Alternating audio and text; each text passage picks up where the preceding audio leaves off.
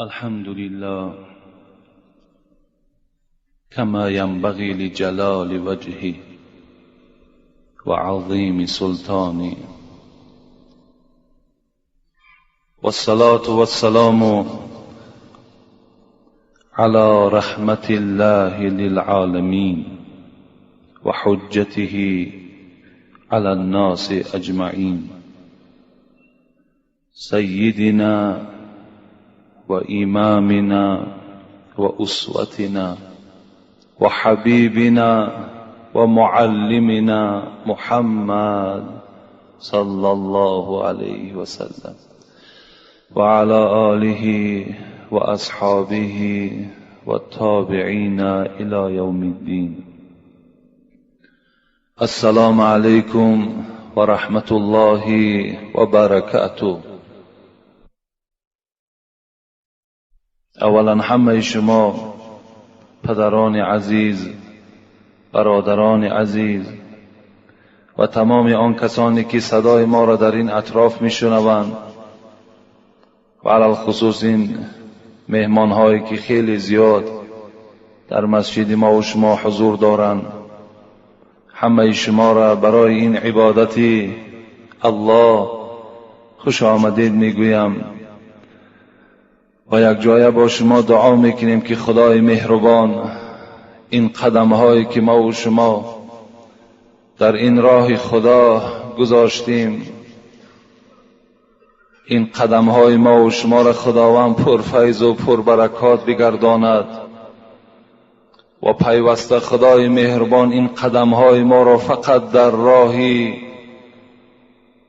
پیش رفتن اسلامش قدم گذاشتن را برای ما موفق بگرداند و قدم های ما را خداوند در راه الله مستحکم بگرداند و آن آرزو و امیدهایی که در دل این بندگان تو هست پروردگارا همه آرزوهای این بندگان خود برآورده بگردانی و خدایا صف مسلمان ها را در روی دنیا باز هم زیادتر بگردانی و تمام آن دشمنانی که برای برباد دادن پیشروی اسلام نقشه ها دارند، خدایا خودی آنها را در نقشه هاشان گرفتار بگردانی و خدایا این جمهوری ما را پرفیض و پربرکات و آباد بگردانی و سردار دولت ما را خدای مهربان عمر دراز و تنی صحت و توفیق با رفیق نصیبش بگردانی. آمین یا رب العالمین.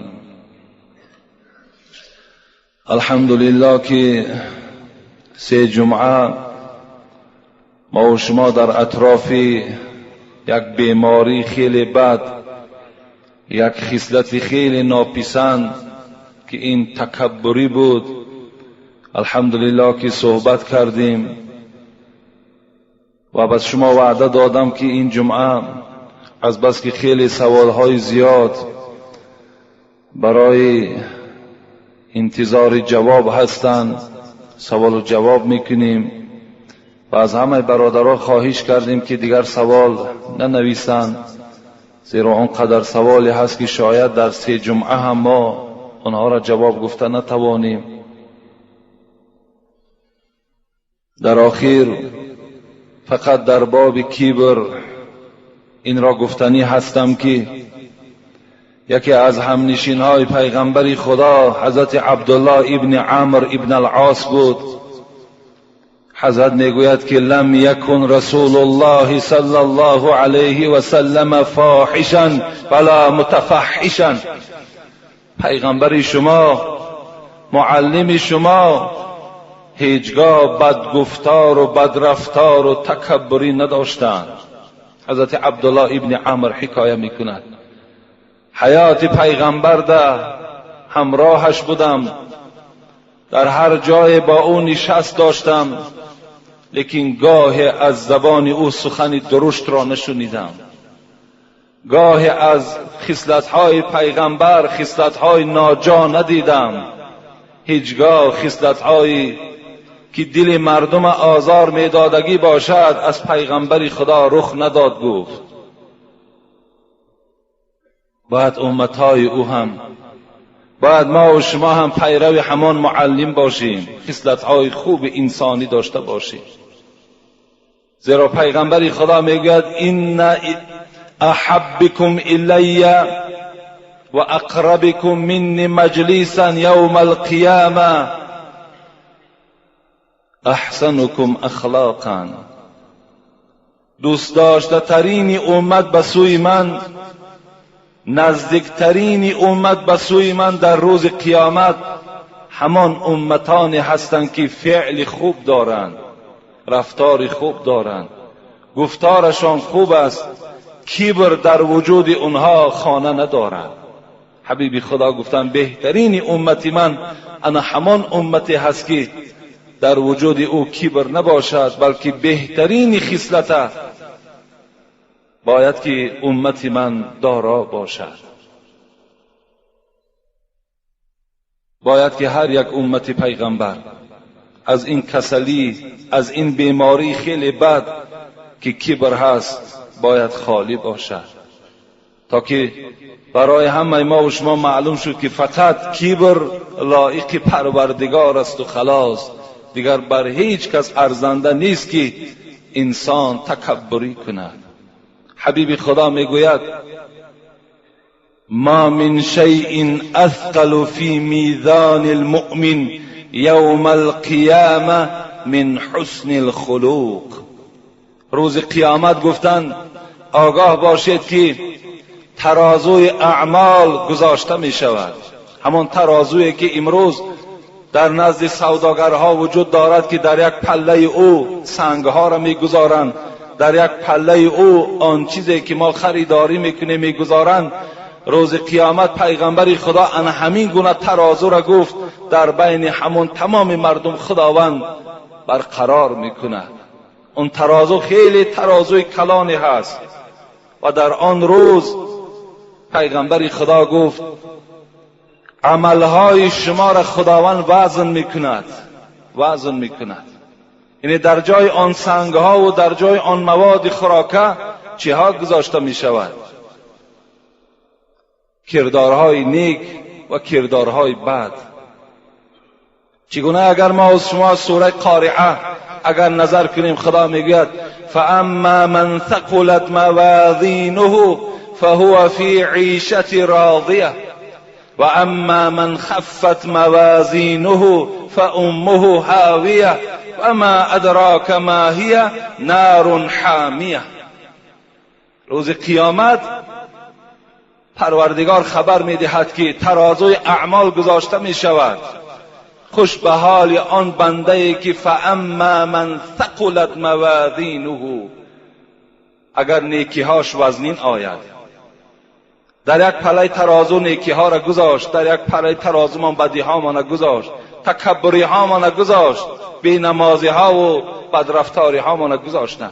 خدا میگه خوش به حال همان بنده ای که همین پله ای که نیکی ها دارد و وزنین آید، فهو فی عیشة راضیه، و در جنت است بعد کشیدن این اعمال. لکن در دوام چی گفت؟ و اما من خفت موازینه، اگر کسی را که ثوابهایش سبک آمد، فهو، و در کجاست؟ و اما من خفت موازینه فامه هاویه. خدا گفت مادری وی حامیه هست، حاویه هست.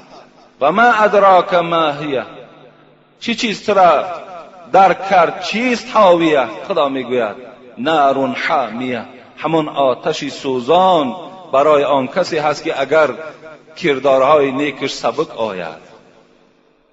انا همان روز قیامت کردارهای نیکی ما و شما را وزن میکردن، نیک و بدی ما را. پیغمبر خدا گفتند در همان روز از همه دیده کدام کردار شما وزنین تر است، سنگین تر است؟ من حسن الخلق، بهترینش گفت همون است که انسانی که فعل خوب دارد، رفتار خوب داشته باشد، در دنیا کسی را آزار دادگی نباشد، همه وقت از کبر خالی باشد. این در روز قیامت گفت نجات یافتگی هست. شاعر میگه هر کس که دلی بنده ناشاد کند، هر کس که دل بنده ناشاد کند، جبر و ستم و جفا و بیداد کند. در حالت مرگ و وقتی جان کندن او، با درد و عذاب داد و فریاد کند. هر کسی در دنیا اگر تکبری میکند، هر کسی در دنیا از روی منصب و مالداری و شرفی که دارد بنده های خدا را حقیر میشمارد و این کبر در وجود خود راه میدهد، اینها روزی حالت مرگشان، حالت جان دادنشان خیلی مشکل است میگوید. از این خاطر باید که از این رفتار رذیله تمام شما و تمام آن کسانی که البته بسیارتر تکبری از همون کلانزاده ها می شود. تکبری را آدم فقیر کمش تکبری دارد. حتی حبیب خدا هم گفتند لعنت الله باد به سه طایفه که یک تش کی است؟ یک تش فقیری که تکبری میکند، کمبغلی که اگر تکبری داشته باشد در اینها هم لعنت آمدگی هست. لیکن بسیارتر تکبری را همان نفرهای میکنند که امروز مالدار هستند، امروز دستی بالا دارند، یا گویم حتی از صنف همین آدمهای دینی هم تکبری رخ میدهد. همان عالمهای کلان و بعض ایشان و شیخزاده های کلانی که هستند، شاید که از روی همین شرفی که خدا به آنها داده است در وجودشان تکبری میکنند و مردم حقیر میشمارند، مردم هیچ میشمارند. این هم یکی از نوع کبر هست. یعنی از اینها باید که تمام بندگان خدا باید که خالی باشد. یک حکایه را حضرت مولوی جنونی در معدن حالش میارد که برای آدمای تکبر خیلی یک درسی عبرتی هست. و میفرماید چنین گفت آن فضیل هادی را، به کوها امر شد از ذات الله، که بر روی یک کوه شمایان بگویم راز با موسی عمران. تمنا کرد هر کوی سرافراز، که در بالای من ایزید کند راز. غروری کرد و بر خود زود و بالید، که خود را او بزرگ و سرفراز دید. میگوید با کوها امر شد که در بالای یکی از کوههای شما من با حضرت موسی ابن عمران صحبت میکنم. چگونه که خداوند در قرآن هم یاد میکند و کلم الله موسی تکلیما، ما با موسی صحبت داشتیم در بالای کوه طور. و تمام کوههایی که در اطراف این کوه طور بود که خیلی قوله های بلند داشتند، خدا امر کرد که در بالای یکی از کوههای شما من حضرت موسی را میبرارم، با او صحبت میکنم. هر کوههایی که قوله های بلند داشتند، آنها گفتن البته ما بلندی در بلند هستیم، البته به البته حضرت موسی بالای ما میبراید و با ما صحبت میکند. مگر بر خود فروش و طور سینا. حضرت مولوی میگوید که حضرت کوه طور که خیلی خرد بود، نظر به این کوههای سرفراز و این سربلند که خیلی خرد که بود، و چیکار کرد؟ نیم لایق براز حق تعالی. گفت من لایقم ندارم که بالای من حضرت موسی براید و خداوند در بالای من با حضرت موسی صحبت کند. اینقدر کوههای بلند ماندگی نخواد که حضرت موسی در بالای من آمده و خدا با او در این بالای من صحبت کند. یعنی خودش خیلی چیکار کرد؟ پس شمارید، خیلی خودش را حقیر گرفت، یعنی خاکساری خودش نشان داد. حضرت مولوی میگوید زی پستی دید اون نور تجلی، منور شد زی نور حق تعالی. حضرت میگوید مادامی که وای خودش که پس گرفت، خیلی خودش حقیر که شمارید، خداوند همه حالت در آدم خاکسار و آدم عادی را دوست می‌دارد. در حال حضرت موسی را امر کرد بالای کوه طور برآور. این کوههایی که قله‌های خیلی بلند داشتند، آنها را یک طرف گذاشتن و بالای کوی تور برآمد. حضرت موسی با پروردگار راز گفت. از این خاطر اگر شهرت طمع داری رفیقی بید مجنون شو. شاعر میگوید میخوای که شهرت در روی دنیا بلند شود، اگر شهرت طمع داری رفیقی بید مجنون شو، که او هر چند بالا می رود سر بر زمین دارد. میگوید شما اگر خواهید خاکساری را یاد گیرید رفیقی بید مجنون شو.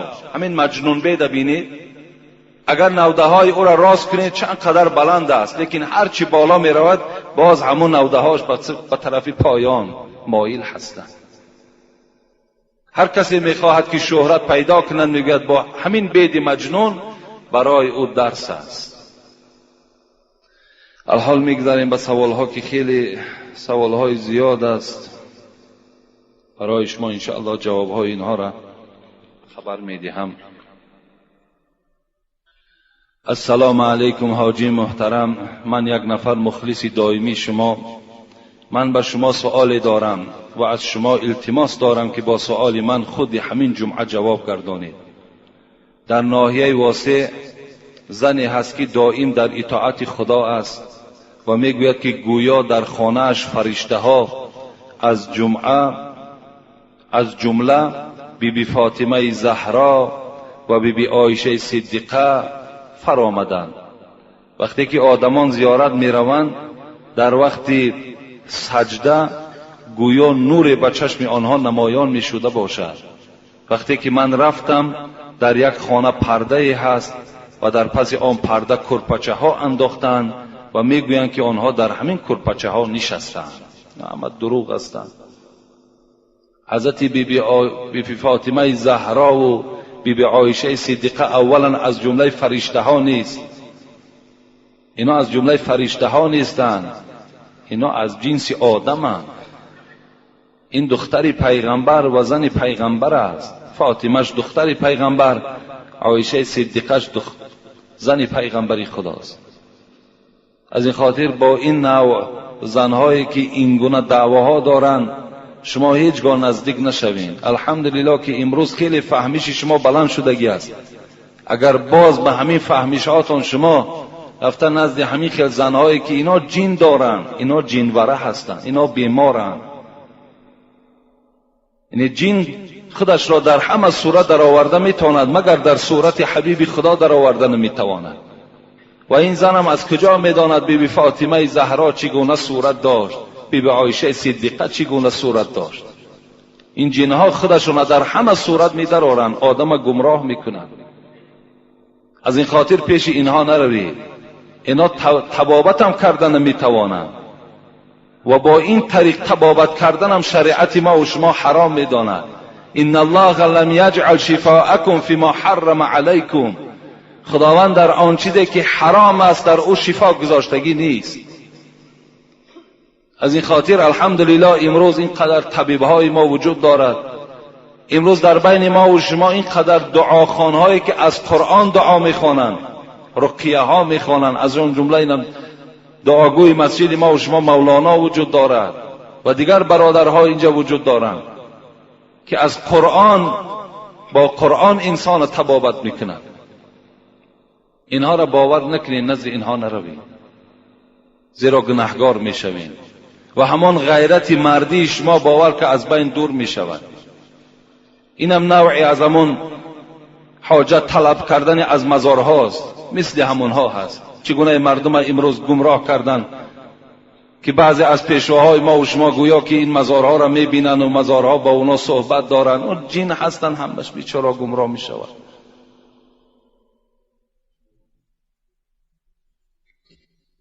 نروید پیش اینها. السلام علیکم اکای حاجی مرزا، زنها بی مشکل کشا میکنند، درست است یا نه؟ من به همه شما یک سخن میگم، همت آگاه باشین برادرای عزیز. من هر یک سخنی که برای شما میگم وای سند دارد، وای دلیل دارد. من از پیش خود هیچ صحبت کردن نمیتوانم. زیرا این صحبت های مرا تمام جمهوری گوش میکند و در هر یک فتوایی که من برای شما میدهم من در نزد خدا مسئولم، جوابگرم. شاید که من از شما دیده از خدا بیشتر ترسم، شاید. از این خاطر من آن چیزی که میگویم فقط برای آبادی اسلام است، برای پیشرو اسلام است، برای بیدار کردن شما است. از این خاطر فقط و فقط مدد از الله پرسید، خلاص. نه پیش مشکل کشا روید، نه پیش مزارها روید، نه پیش فلانی روید. هیچ کدام اینها، قدرت اینها هیچگاه به قدرت الله برابر شدن نمیتواند. خداوند میگوید من انسان ضعیف آفریدم. انسان ضعیف است خودش. این زنهایی که مشکل کشا میکنند، آخه مشکل کشا فقط پروردگار است و خلاص. دیگر هیچ کس مشکل ما را کشادن نمیتواند. به خدا قسم آنقدر مهر و اعتقادی که شما به همان مشکل کشاها دارین، به همان مزارهایی که دارین، اگر یک نصفی همو را به خدا قسم به الله ببند، همه مشکلاتی تو کشاده می شود. تو یک شب خیز از تحت دل 2 رکعت نماز خوان، 1 ساعتی 3 یا 4 شب برای خودت اختیار کن. چه مشکلاتی که داری همه پرابلمات پیش پروردگار ده حواله کن. بگو ای پروردگارا، خود گفتی نحن اقرب الیکم من حبل الورید، من از رگ گردن دیده به شما نزدیک هستم. مادامی که با ما نزدیک باشی، من راز دارم، من پیشنهاد دارم. ای پروردگار همین پیشنهادهای مرا حل کن. کنی بین همون مشکلاتی تو حل می شود یا نمی شود. کنی یک تجربه گذرانه. ما هر چی یافتیم از یاردم الله یافتیم و هیچ کس تکیه نکردیم. همه اینا باطل هستند. نه مشکل کشا رویم، از هیچ کس مدد طلب نکنین، فقط از الله مدد کنین. من مزارها میگم، اینجا برادران نویساندن که حاجی اینقدر مردم از تو ناراضی شده، میلش دنیا ناراضی شود، خدا از من راضی است، پیغمبر از من راضی است. این منبر جایی هست که باید هم از من راضی نباشد. از این خاطر وقتی من مزار میگویم، مزارها را درست زیارت کنید. برادرای عزیز، من چندین بار گفتم به شما، ما حضرت امیرجان را دوست می‌داریم، حضرت سلطان ویس قرنی را دوست می‌داریم. ما خاک پای اونها نمیشیم. ما مثل اونها در اسلام تا حال خدمت نکردیم، لیکن درست زیارت کنید. میهمان‌ها در همینجا حضور دارن، از راحتی آمدن. 20 نفر زیاد هستند، از دیروز همراه ما هستند. خود همینا حکایت کردن، حاجی میرزا نمیگه. اینا حکایت کردن زنی را دیدیم، 2 زن با سری لوچ دیوالهای حضرت امیرجان در دیده هاشون میمالن و بوسه میکنن. آیا همین جایز است؟ همین درست است؟ خطان بها دهید. همون کسانی که از پس ما سخن میکنین، گپ میکنین، خطان آیا همین رفتن زن به مزار خودش درست است؟ آیا سری لوچ به پیش حضرت امیرجان رفتن درست است؟ خودتان حکم کنید. و فقط شما در یک صحبت حاجی میرزا شدگی نیستین، هزارها داملا را در صحبت شستگی هستین. شاید از زبان اونها هم شنیده باشین.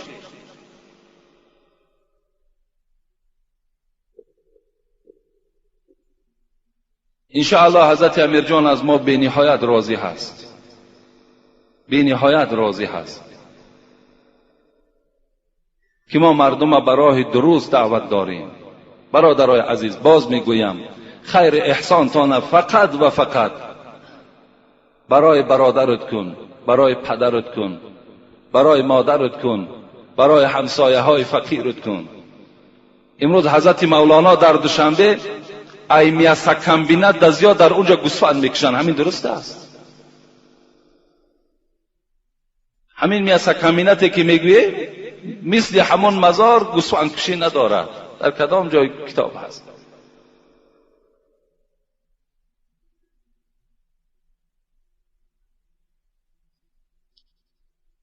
دوم، زنهایی که فرزندهای خود را میمکانند غسل میکنند یا برای نماز طهارت. مکاندن کودک این نه واجب غسل می شود، نه شکننده های طهارت است. کودک که اگر طهارت داشته باشه و کودک شکی مکان، و طهارتش نمیشکنه یا برای او غسل واجب نمیشود. نمازش خواندن میگیرد با همون طهارتش. شاید کسی یگان نافهمی داشته باشد که شاید که با مکاندن کودک یعنی فکر کنه که طهارت میشکسته باشد یا غسل واجب میشده باشد. نه، اینها رخ نمیدهد. السلام علیکم داملای عزیز حاجی میرزا. ما یک گروه سوداگران از دوشنبه بازار سلطان کبیر التماس در حق ما دعا کنید که بنده های گناهگاریم و از گناه های خود پشیمان هستیم و در آخر خداوند ما و شما را از ایمان خارج نکند. در حق ما دعای نیک کنید. این برادرای سلطان کبیر هم خدا برکت دهد. اکثریت سوداگرهاش برای همین آبادی مسجد ما این یک مبلغی هم روان کردند و دست برادر اکی حاجی آدینه و با نزدیکی هم یک سفر در دوشنبه داشتیم که یک مبلغی کلان از حساب مسجد قرضدار بودیم. الحمدلله که اونجا برادرهای یافت شد. برادرمان حاجی عارف و برادرمان قابل جان، برادرمان علی شیر، برادر دیگرمان اکی خلیل، اینها همکاری کردند و این قرض البته ما کندیم. یک جا در حق همه اینها دعا کنیم که خدای مهربان دولتشان زیاده بگرداند، گناهاشون خدای مهربان مغفرت بگرداند و به تمام آرزوهای نیک دنیوی اخروی خدای مهربان موفقشان بگرداند. آمین یا رب العالمین.